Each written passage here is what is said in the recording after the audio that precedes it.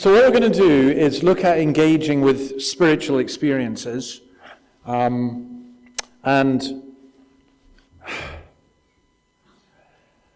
I think it's a really, really, really hard subject, because how do you argue with somebody's experience? So someone says they've had an experience of this or an experience. So I'm going to give you lots of personal examples. I lived in Dundee, and the local newsagent, I went down to him, I chatted to him a lot, and he said to me, "You're a spiritual man, aren't you?" And I said, "Well, I hope so." And he said, "I'm spiritual too." And he was very new age. And he said, "Watch this." And he said, and he put his hands, he laid his healing hands on me, and I had a big, big, thick jacket, right? I could not believe the warmth I felt coming through my jacket. And I thought, "You're of the devil." No. I know, come on, seriously. And then I think of a young Muslim man who came and to our church, and I said, "What's your name?" He said, "Mohammed." So I probably could have guessed that. And I said, "Why are you here, Mohammed?" And he says, "Don't tell anyone I'm here." And he said, "I'll tell you why I'm here. I had a dream in the middle of the night that I opened a Bible, and when I opened the Bible, there was this really sweet smell came out of it. And when I woke up, I was a bit afraid, and I looked out the window, and I saw your church with the clock tower lit up, and I thought, I have to go to that church." That was his experience. Well, I encouraged him in his experience, to be honest. I think my strangest one in that regard was a man who, he came to me, and I said, "Nice to see you in church. Good to, why are you here?" And he said, I met an angel in the Irish pub, and the angel told me I had to come here. And I thought, okay, you've had too much to drink, who knows?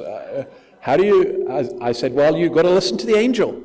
And the angel would probably tell you have to come back."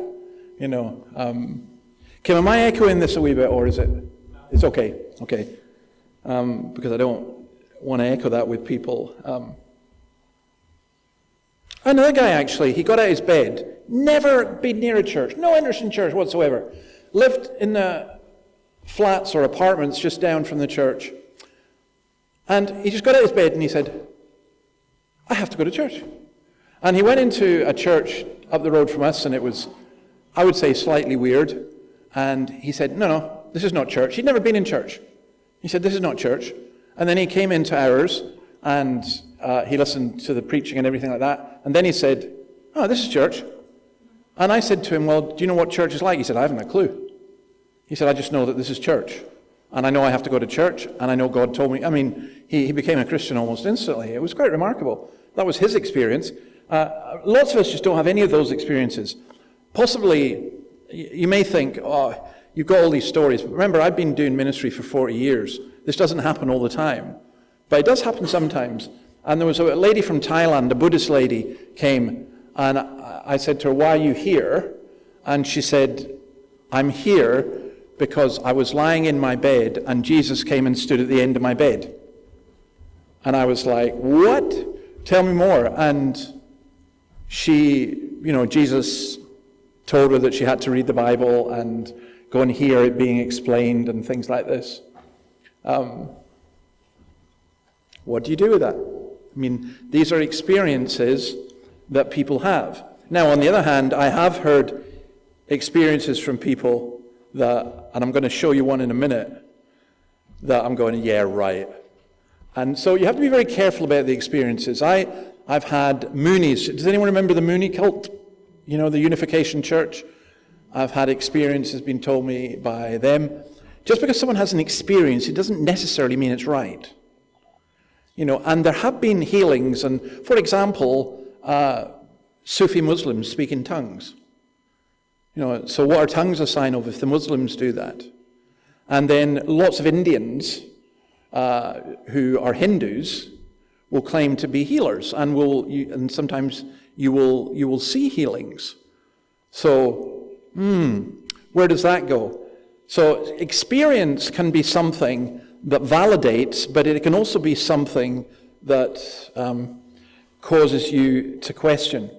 So, can we go on to the next slide?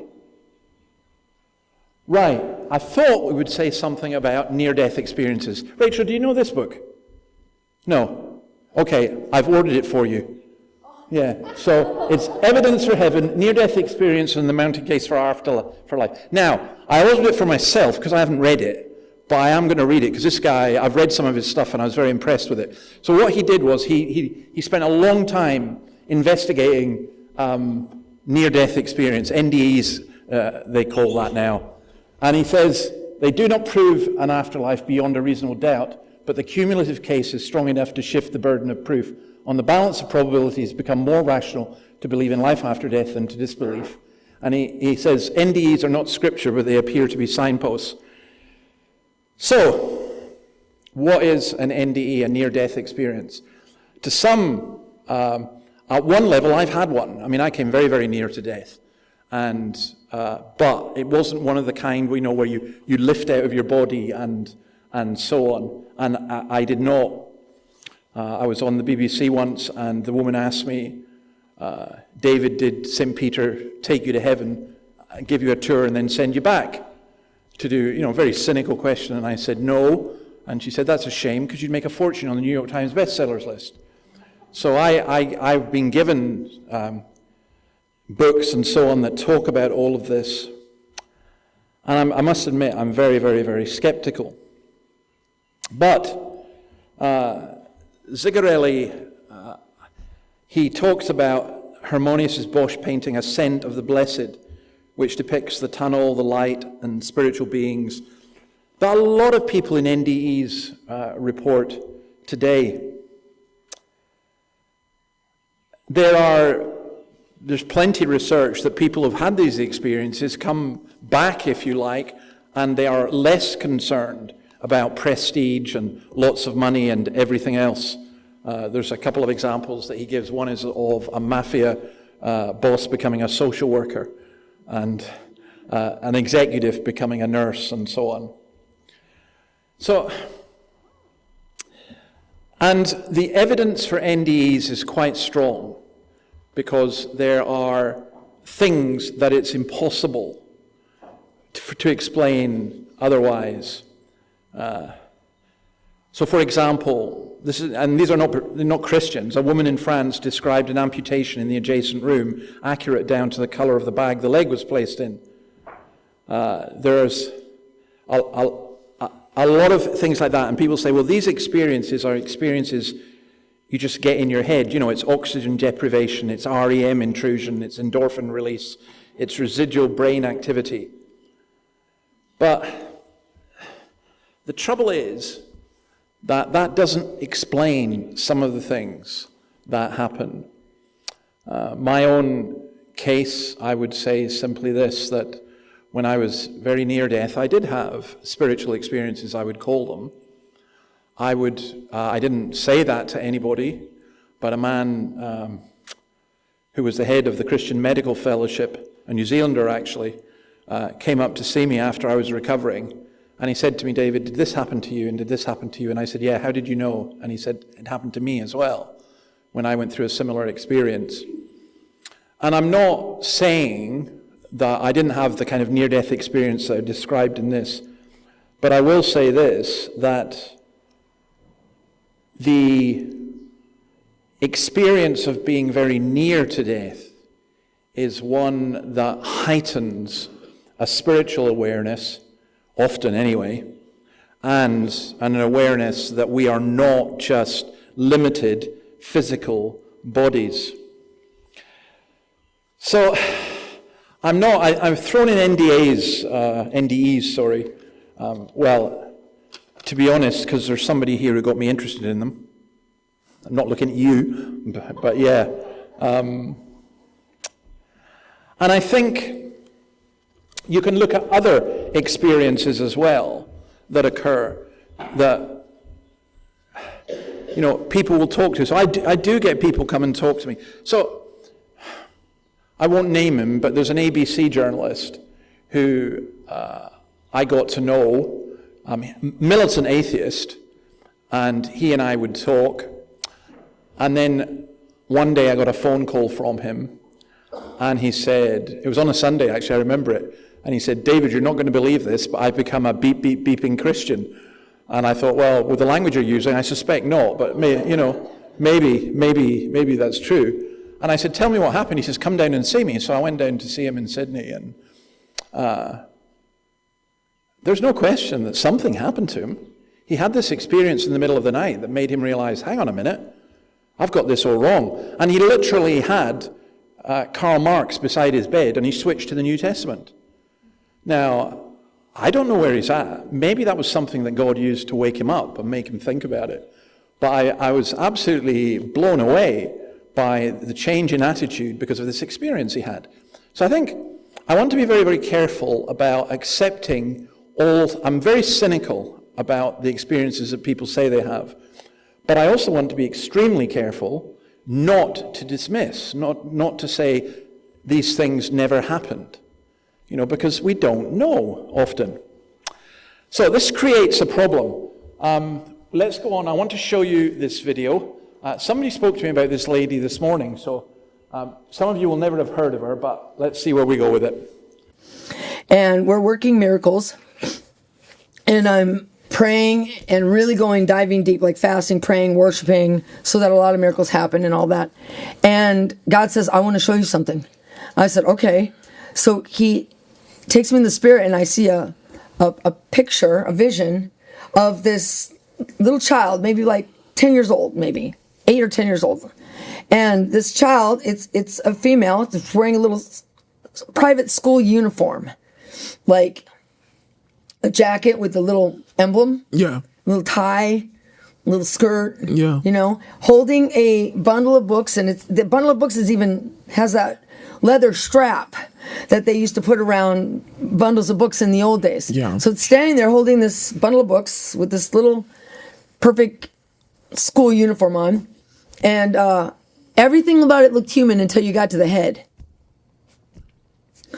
And then when I looked at the head and the eyes were an almond head and almond black eyes like an alien. Wow. Yeah. And, man. The look in that little child's eyes, I tried to have Grok draw it. Grok makes images now. Mm-hmm. Yeah. And it got everything right. Maybe we'll put it up on screen, but it got everything right except the look. Yeah. The look in his eyes was so the coldest, most killer look I'd ever seen. Like that little child would as soon slit my throat as do math problems. It's like they were the same. Wow. Okay. And I said to God, "What is that?" He said, "That's the hybrid child they finally managed." I guess they didn't have their science down. Now they do. Wow. But that's the child that they finally managed to make with one of your eggs. Oh my goodness. Yeah. And I said, "What's its name?" And he said, "Its name is Starburst." And I said, "Of course. What would a star god name his child but like Starburst?" Wow. Yeah. So, and people are going to mock me and whatever, and if they do, they better pray, because God's not going to let it happen. This stuff is really happening to people, and that's another reason why I'm talking about this, because this stuff is really happening to people. Mm-hmm. So, that's a woman called Katie Souza. Now, I debated in my head whether I put that up there or not, because I thought nobody will know who Katie Souza is. And then a lady this morning spoke to me about Katie Souza, and I thought, okay, people do know who she is. She was recently on the front cover of Charisma magazine. She's a fairly well-known American televangelist, prophetess. It won't surprise you to hear she's got a book about aliens coming out as well, which makes me a little bit cynical. But what got me about that clip, and actually it's an interview that's 1 hour and 25 minutes, and I'm just showing you that little clip. Please do not waste 1 hour and 25 minutes of your life looking at it. I was just, you're kidding me. You are joking. And what got me about it was all the comments underneath. well done, Katie. Jesus is with you. Thank you for being so vulnerable and open. Now, in case you missed it, what she's claiming is that when she was a young child, and she says she saw them. They came into her room. The spacecraft flew past the window, and then they stopped, and they came into the room, and then they implanted what she called an intergalactic utero whatever device to harvest her eggs, and that basically all her eggs had gone. And when she went to a doctor recently because they weren't able to have children, there was only one black egg left, and so on. And she tells this whole story, and again, you've heard the story there, that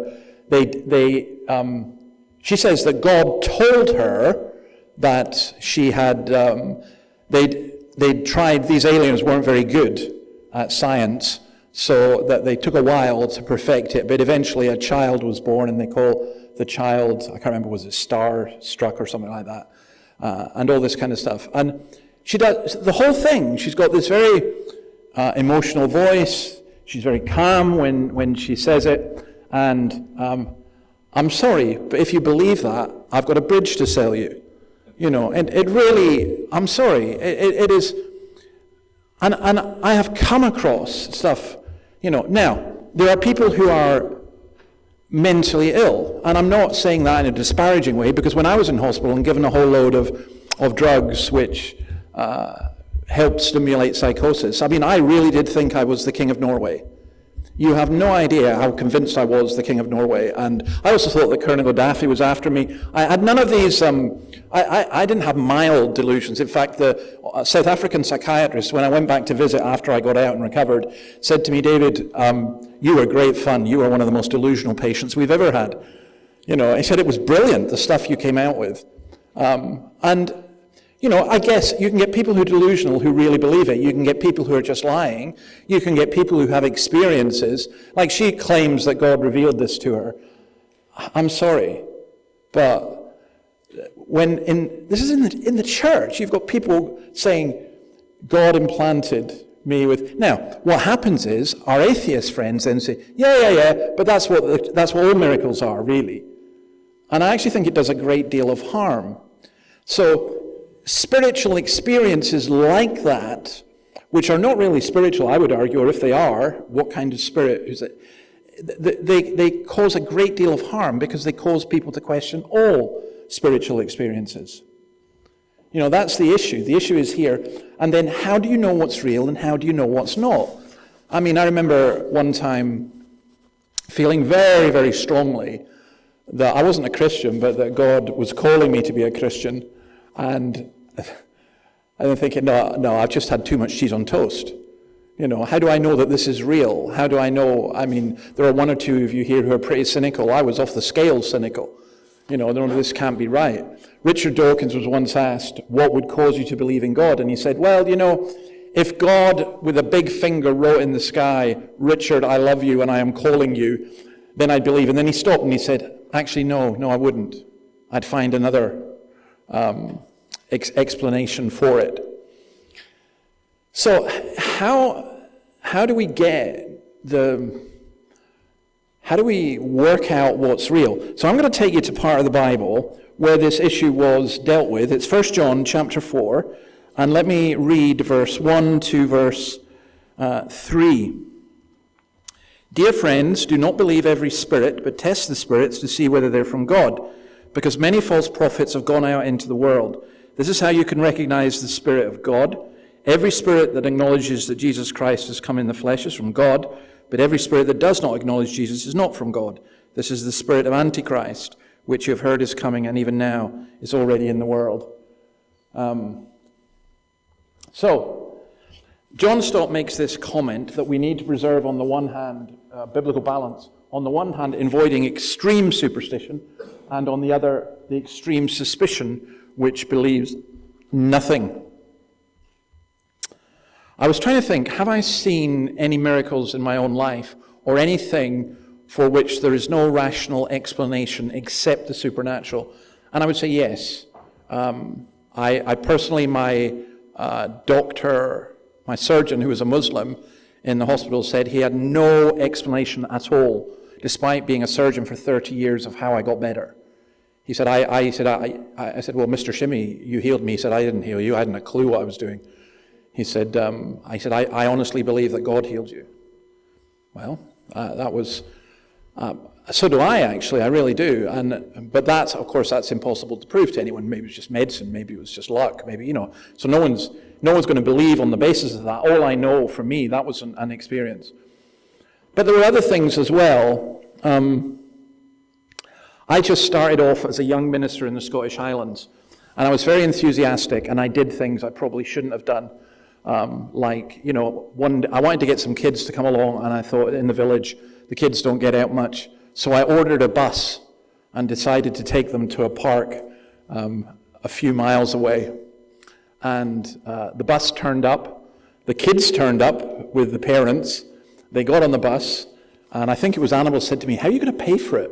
The church had no money, and the bus driver said, this is going to be £87.50, and I had £5, and I said, we'll get it when we come back. Let's just go and have, and I was praying, Lord, what have I done? This is really, really stupid. This is fraud, And then we came back, and there was a couple of the parents gave me a little bit of money, and then someone else gave me £20. So I had £27.50, and so I said to the bus driver, is it okay if I give you a check? So I wrote him a check for £87.50, although I had no money in the bank. I wrote him a personal check, and I thought, Annabelle said, you're going to jail. That's fraudulent. You can't do that. You've got no overdraft. You better go and talk to the bank manager. And then when I got into the house, there was £50. Now, I told nobody, said nothing. The only person who knew was Annabelle. I prayed for £87.50, and I got £87.50 exactly. I would strongly advise, do not use that as a normal means of finance. But what I'm saying is, okay, if it was a coincidence, it's a massive coincidence. And I've never forgotten that particular one. Now, I've also, to me, I felt like God was telling me, just make sure you got the money next time, It's not a way to go about things. So I think there are things that you can experience and that you can know. I would say that you can have extraordinary experiences, but by definition they are extraordinary. And people who have extraordinary experiences all the time, I'm very cynical about them. That's where I would go with that. The other thing I would say about any of these spiritual experiences, you cannot rely on them, because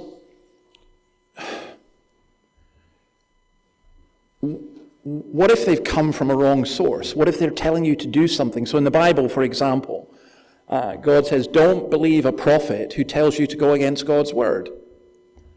I mean, maybe it's just the people I hang around with or the people who get attracted to church, but I remember one young man telling me that God had told him that he was to leave his wife and to go and marry somebody else. Well, God hadn't told him that at all. That was just his excuse for his own sin.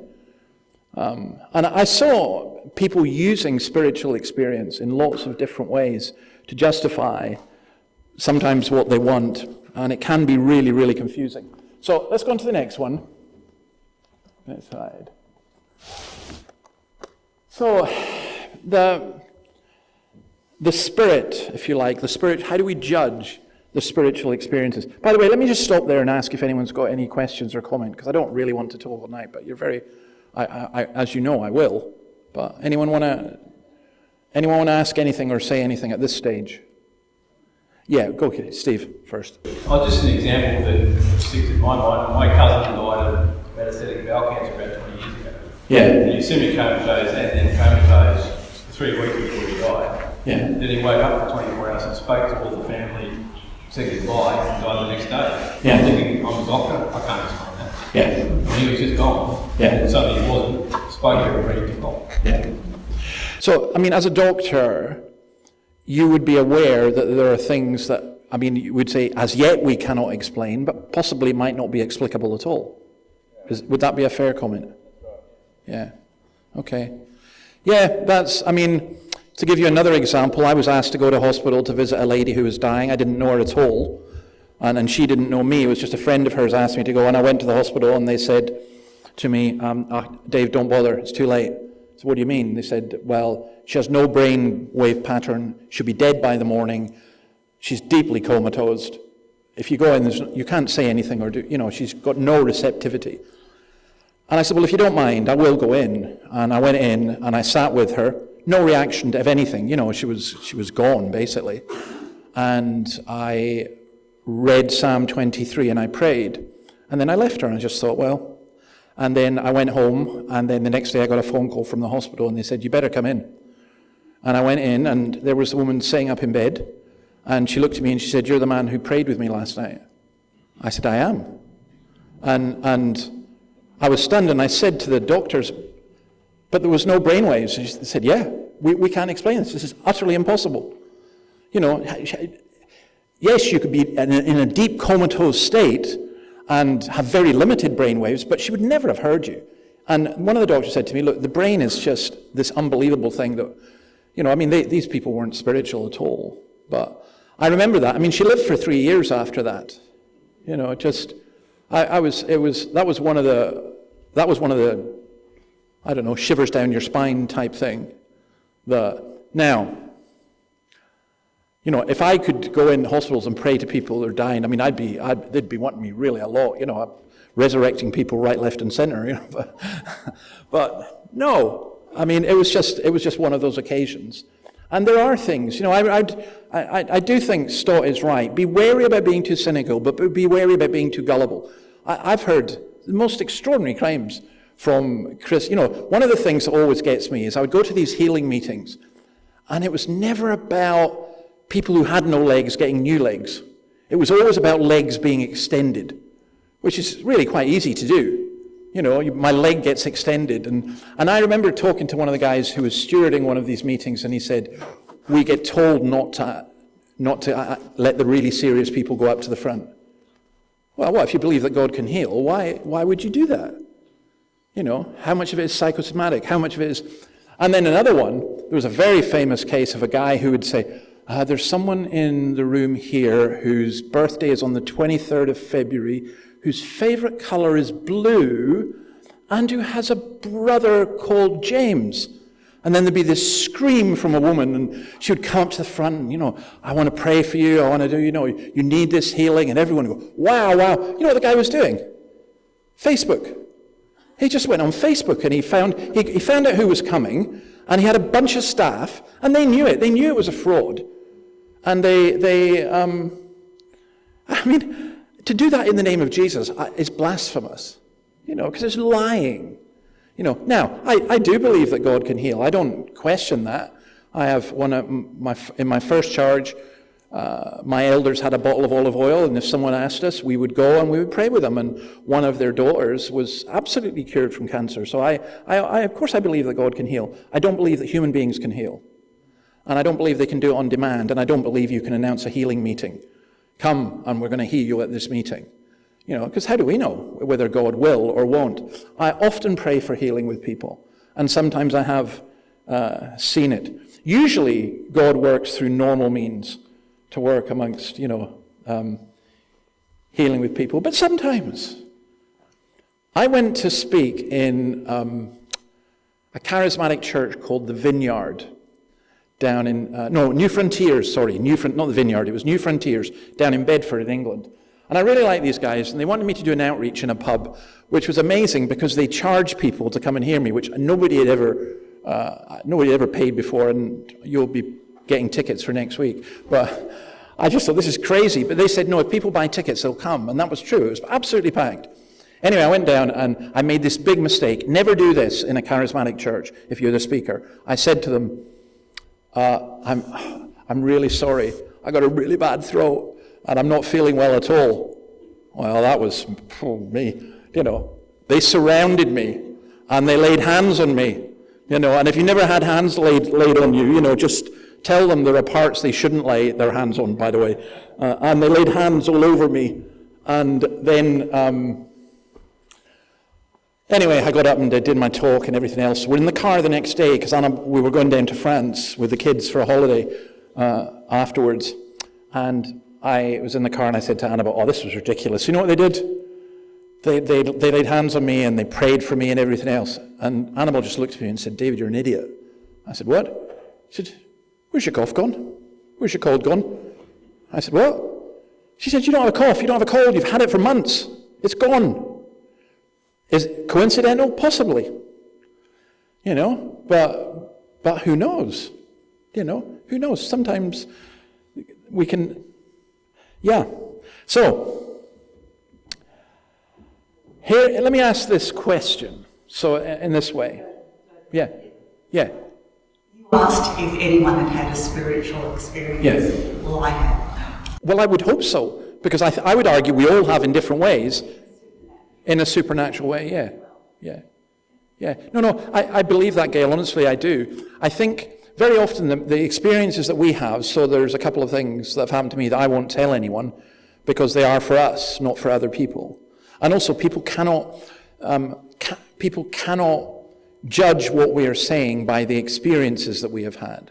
But we ourselves can know, and that's important. You know, it is important. I think God does that. So, yes, I mean, I have, as I said, I've indicated a number of people who have come to me with various things, and I just thought, I don't know if that happened or not. We shall see, in terms of how the fruit of it works out in your life.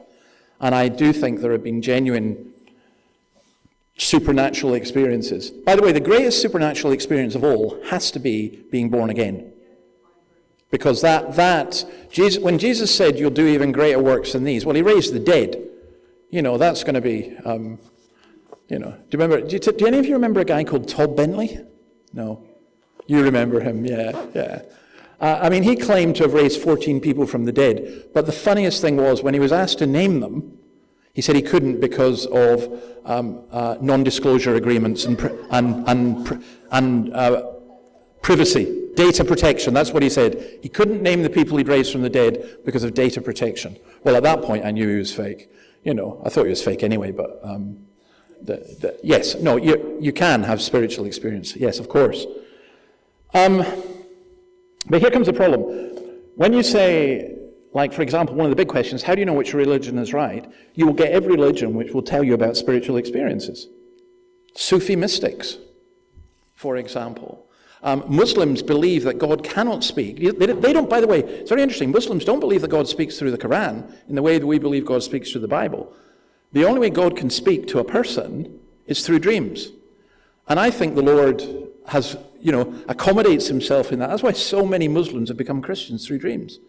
You'll see that. I've seen that several times. But how do spiritual experiences prove whether a particular religion is right or not? No, I don't think so. How do I know when God is speaking through someone else? You visit a church and someone stands up and says that God is speaking, and that his word, this happened to me again, his word is that there's a revival just around the corner and we must get ready. Well, I've heard that 100 times. When I was very young, so I was 16 years old, I'd just become a Christian. I still can't believe my mother let us do this, but me and my mate, we hitchhiked around Europe, just by ourselves. At 16, I mean, that's insane, really, but we did. And then we came back, we got to London, we had no money or anything, we stayed in a youth hostel as we were heading back to Scotland, and I said to him, Sunday, let's go to the church service that they have in this hostel. And it was the weirdest church service I'd ever been in at that point. I've been in some weirder ones since. But like everyone was speaking in tongues and everyone was doing it. And my mates there going, these people are crazy. And I thought, I've got to do something because he's going to really think Christianity is just, because it was like mega weird. And, they would claim it was the Holy Spirit or whatever. So anyway, I thought, this is a free-for-all. Anyone can speak. So I opened up my Bible. I still can't believe I did this. And read out loud, when you pray, do not keep on babbling like pagans. And the room went deathly silent. And then all these people came and gathered round me, And like my mate, he was just freaked out, and then he couldn't stop laughing. Because like my face, they started laying hands on me again. I don't know what it's about me that people want to lay hands on me. And they started laying hands on me. And then they made a prophecy. And the prophecy was, Lord, we thank you that this thorn bush is going to bud into a rose and become a flower. And I thought, I don't want to be a flower, leave me alone. And then we just got out of there. But then the leader of that organization asked me the next day, can you come and visit me? And he did something really cruel to a young Christian. He said to me, David, you have blasphemed the Holy Spirit. And I spent 2 years in darkness thinking that was me. I knew the blasphemy of the Holy Spirit couldn't be forgiven. You know, you blasphemed against the Holy Spirit. And it was only when an old elder a couple of years later said to me, David, if you had blasphemed the Holy Spirit, you wouldn't be bothered about it. So no, you haven't. And I thought, yeah, that's right. That makes sense. You know, but it's, how do you know when God is speaking through someone else? And the answer is you don't, unless they speak according to the word. You know, now I did have an old lady in my first congregation who I did regard as a bit of a prophetess, to be honest, because she'd phone me up. Her name was Barbara, and she'd phone me up and she'd say, David, I think you should go and visit this person. And 9 times out of 10, she was spot on. You know, when she got it wrong, I was so pleased. I went to tell her, you've got it wrong. Yeah, you know, you're a false prophet. You should be, you know. But usually, in my ministry, I've come across numerous people who keep telling me, God has told me this. God has told me that. Well, I still think Spurgeon's response to that, the Baptist preacher Spurgeon, when a man came up to him and said, God has told me that I have to preach in your church on Sunday, Spurgeon said, good. When he tells me, I'll let you. And that's the answer. I'm not denying that God can communicate, but if you use that to tell other people that what you are doing is from God, and they have no way of validating that, that's not how these things work. How do we know what's good teaching and bad teaching? You're invited to a talk in another church, you hear some teaching which goes against what you're used to. How do you know if it's right? Sometimes as I say, as a young Christian again, I think the Lord was protecting me. I was given this magazine. I didn't know it was from a cult. I was reading it. What it said was biblical, but there was something just not right about it. I had a really bad feeling. And I know you don't go by your feelings. And I took it to, an old elder in the church. And he said, David, I don't know this magazine. But he said, I would go by your feeling if I were you. I think this is God telling you, just throw it in the bin.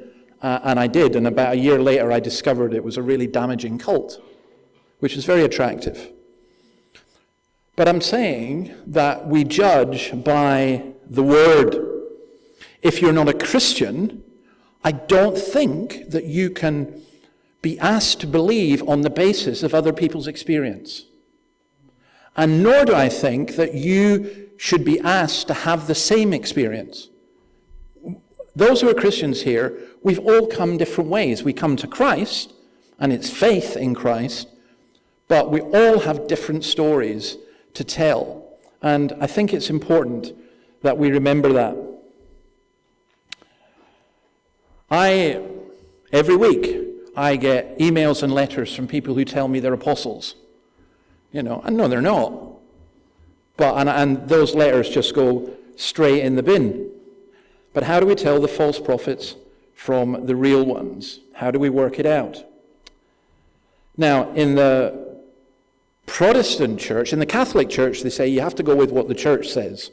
You have to, the Pope speaks ex cathedra, and you have to go with that. And when the Pope says it, it's right. That's rubbish.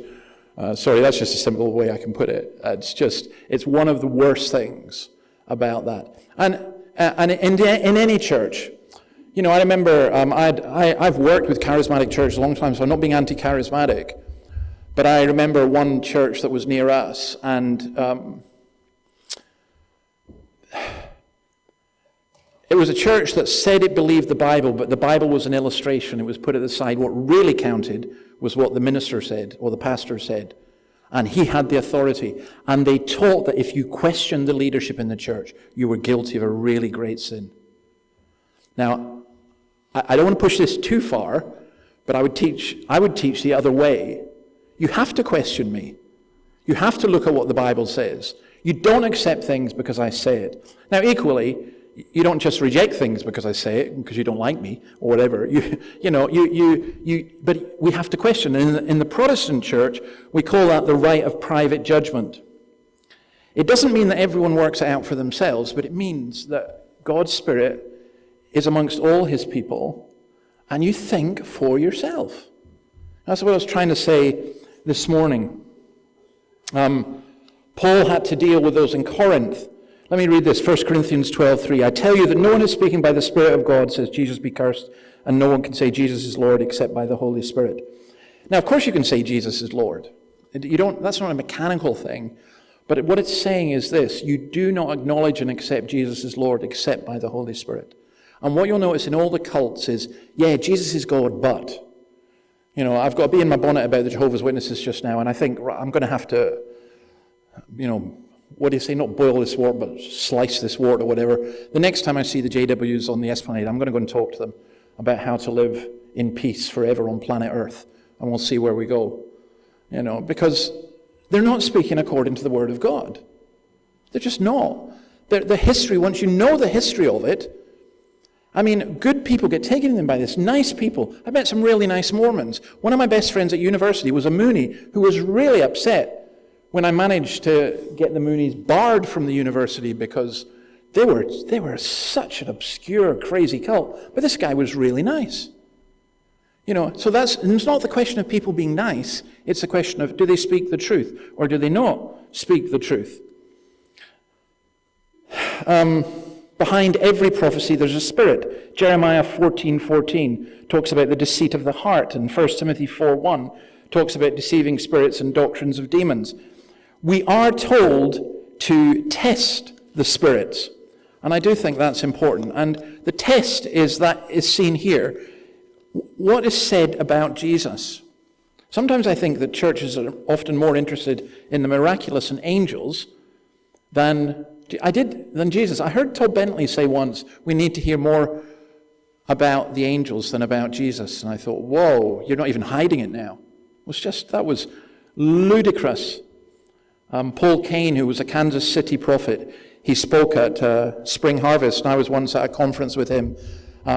Sadly, Paul, we kind of knew this where it was going, but he ended up being involved in severe homosexual abuse and everything else. But at one point, he was the really big thing. And I remember being at a conference where he was speaking and I was speaking. Look, I didn't know. I just didn't know. I'm completely innocent in a lot of this stuff. Anyway, I was asked at the seminar I was doing, there was about 400 people there. They said, David, what do you think if there was a prophet who told you that God had said to them that you have to pick up the grass, because this was in a field, there's 5,000 people there, you have to pick up the grass, and to prove that you have faith in God, you have to eat the grass. What would you say? And I just thought it was a hypothetical. And I said, well, I'd be wondering if they'd been smoking grass. But there was all these people started laughing. And afterwards, someone came to me, man, you're so courageous. You have some nerve. And I said, why? What did I say? You said Paul Cain was on drugs. I said, who? What? I had no idea. It had happened the previous night. And people did it. They bent down and they picked up grass and they ate it to prove that they trusted in Jesus. I went, this is insane. But that kind of stuff does happen, and it creates a lot of problems for many of us. So, Paul says, John, I think what John is saying is this, that if we add or subtract to the word of Christ, we're leaving little room for Christ. Calvin says, unless the spirit of wisdom is present, there's little or no profit in having God's word in our hands. So there's something about hearing God's word preached in the power of the Spirit that you go, yeah, that's true. I recognize that. That's true. Again, this is a spiritual experience, but maybe a bit weird. I've just realized that I probably had more than I thought. We were hitchhiking in Denmark, and my mate wasn't a Christian, and I was praying, Lord, lead us to a church that's, pretty good. And anyway, we were in the railway station in Copenhagen or whatever, and I said to him, "Oh, those people are Christians." And he says, "What do you mean they're Christians?" I said, "Well, I can sense it." And it turned out they were. And then we went to a church, and I couldn't speak a word of Danish. And I thought, it seemed to be fine. I think we went to another one where I was deeply uncomfortable at some stuff that was happening. And I had some money. We didn't have much money, and I had this 50 kroner note or whatever it was before the euro. And I thought, well, I have to act in faith. I have to put it in the plate. And I put it in the plate. And then after I heard the sermon and stuff, which must have been in English, I went up to the pastor afterwards, or to the people afterwards. I'm really, really sorry. I put a 50 kroner note in your plate, and after what I've heard, can I have it back? What? I said, yeah, I would like it back. And they said, no. I said, honestly, if it's the only 50 kroner note, because 50 kroner was a lot of money. So the pastor came up and said, what's going on? And they told him, he said, well, if there's a 50 kroner note, give it to him.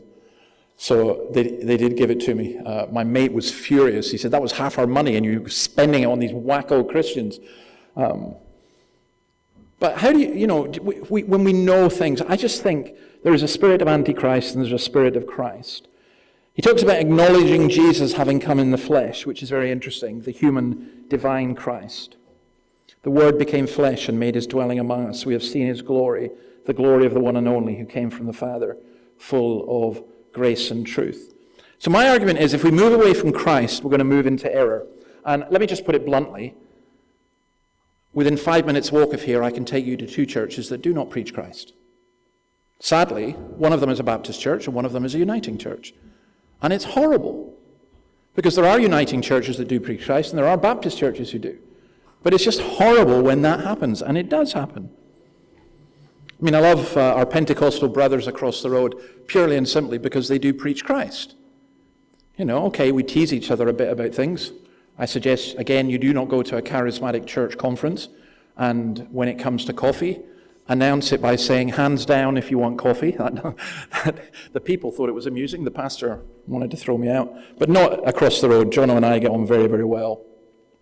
So, the danger is that sometimes we can just retreat, whereas I think we need to be really open and realize that God can work in many different ways, through many different things, through many different people. Right, I've got one more thing to say, but I want to ask if anyone's got any questions or comments before that. Yeah, Barbara.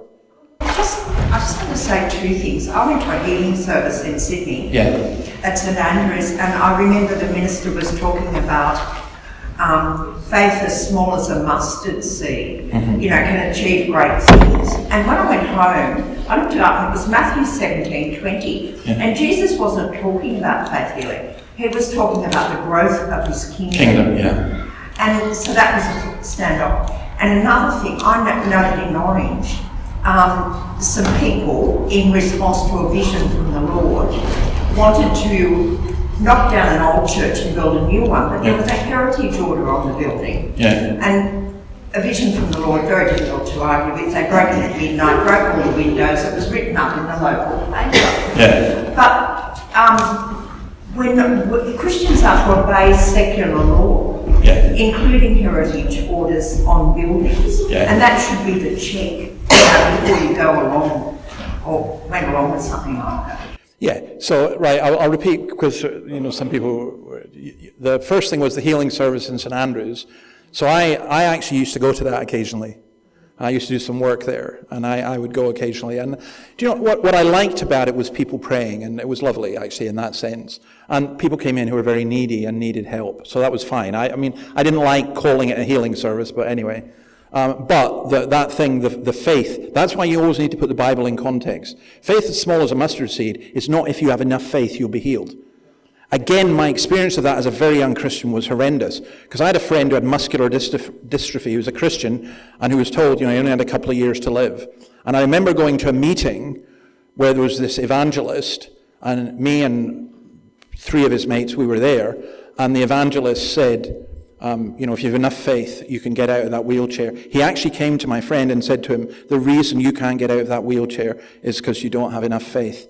And I looked at him and said, listen, mate, you better pray that God can give you new teeth. Because if you say something like that again, you're going to need them. Sorry I was young and over-enthusiastic at that point, but I cannot believe how cruel that was. That's probably the cruelest. He said to my friend that.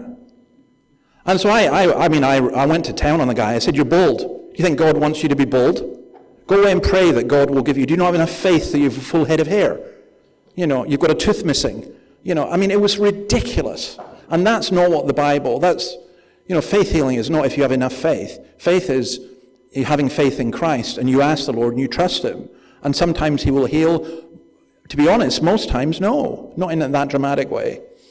I don't doubt that he can. Your second point was about somebody having, I like this vision, a vision of knocking down a church, and there was a heritage order on the church, so they just went in and broke the windows anyway, and you're suggesting that they should have obeyed the law. Of course they should have obeyed the law. Yeah, of course, because it makes us look absolutely, it makes us look mad. And to be honest, that is mad. Why does God care about buildings anyway? That to me, no, that's a good point. Thank you. Anyone else? Okay, let's go on to the last one. Oh, here it is. You're from God and have overcome them because the one who's in you is greater than the one who's in the world. They are from the world and therefore speak from the viewpoint of the world, and the world listens to them. We are from God, and whoever knows God listens to us. And whoever is not from God does not listen to us. This is how we recognize the spirit of truth and the spirit of falsehood. So I love this idea of overcoming. It's a word that's used in John's letter 6 times. It's used 17 times in Revelation. Now, why does he stress that? Because, to be honest, all of us are open to fallacies and being taken in. I've been taken in by people. Do you ever feel that, that you get these online scams? It's easy enough when it's a Nigerian princess who wants to marry you and give you $20 million. Okay, I'll work that one out. It's not the case. But some of the scams are absolutely brilliant in how they do it. It's really hard to identify them. I would say that biblical Christians or evangelical Christians are some of the most gullible people on the planet. And we get taken in by stuff. And I feel that one of my jobs is to be as a shepherd to protect people from the wolves. Are these people for real or for not? Just as this. I remember a couple of social workers came to see me and they said, Dave, you need to get all the social work clearance stuff done for the work you do with kids in your church. And I said, yeah, fair enough, but we're going to be all right. They said, no, Dave, you don't understand. And I said, what do you mean? They said that pedophiles target churches. And they went and came one Sunday, and there was one guy, and they said, he's been to jail. You need to get this sorted. And I thought, wow. Why? Because Christians are so gullible. Oh, I want to help. I want to do this. Now, that doesn't mean you look at everyone with suspicion. I'm a 64-year-old man, and I love working with kids. Now, in today's world, some people would think, oh, that makes you terrible. Well, it doesn't make me terrible, but we have to be really careful. And that includes in terms of teaching and everything else as well. So, how do you do that? How do you overcome that? How do you know if it's God? Well, I keep going back to it's the world. It's the word, rather. God is in you, and he's more powerful than the devil. John 10:5, Jesus says this, they will never follow a stranger. In fact, they will run away from him because they do not recognize the stranger's voice. I think, I just see when I don't want to do all of this, but just because I wrote too much, but sometimes people use religion to back up the values of this world as well. And sometimes people use it to, it's amazing how God's opinions so often concur with ours. What if God's opinions are different? We've got to be prepared to be challenged. I don't want every time you come to a service or something you feel really comfortable about it. There's got to be times that it is challenging, and I've had my views challenged. And I certainly have my views challenged by the Word of God, and I struggle with a lot of things. But I will say this, in terms of spiritual experiences, I judge them by the Word of God. I do not judge the Word of God by spiritual experiences. That's where I would go. I would say that God can use all different kinds of means, and, look, you're a child who's grown up in a Christian home. You cannot remember when you didn't believe in Jesus and you think, oh, I'm not a real Christian because I didn't have a dramatic experience. If you believe in Jesus, you are, and you've had a most miraculous experience because the Lord has kept you from your very youth, which is a wonderful thing. On the other hand, you might be like the oil rig worker who turned up at our church for a prayer meeting, and we were praying together on the Wednesday night, and he had to get his bus to go down and work with the other riggers down at the oil rig. And I remember saying to him, Edda, are you not going? I can't move. I can't move. I said, what? He said, I can't move. He said, I literally cannot get out of my seat. He said, I think I have to become a Christian or I'm going to be here all night. But he couldn't move. He found it impossible to move. And I mean, he did become a believer and become one of my deacons, actually. Now, I can't make Edda's experience one that, hey, everyone's got to have this. And I'm not going to deny that it was true and real. I'm just saying that our faith is to be in Christ, however we come to that, and that we judge experiences by the Word of God. And that's pretty well the only way that we can know. And then the other thing I'd say is this. Under no circumstances should any of you ever go look to cast out demons. And I'll tell you why. First of all, Paul ran away from it. Secondly, only twice in my life have I come across situations that I would regard as being demonic, and I would never, ever want to go there again, and I hope I never have to face it. It was absolutely horrendous. You're talking about people with unbelievable superhuman strength. You're talking about a sense of evil and darkness. My Uncle John was a missionary in Africa, and he told me that this happened to him a lot. Maybe it's happening more in our societies. But I'll tell you this, I've had people who've come to church and come to believe because their first experience of the spiritual and the supernatural was devilish. I think of a group of teenagers in a school who decided for fun they would try a Ouija board. And one of them became so overwhelmed by it that he got up and ran out the window, which was still closed, and it was 3 stories up. Wow, don't go near it. I don't really mean to say, well, and I do mean to say this. I love the bookstores here on Beaumont Street. I went to one in Derby Street.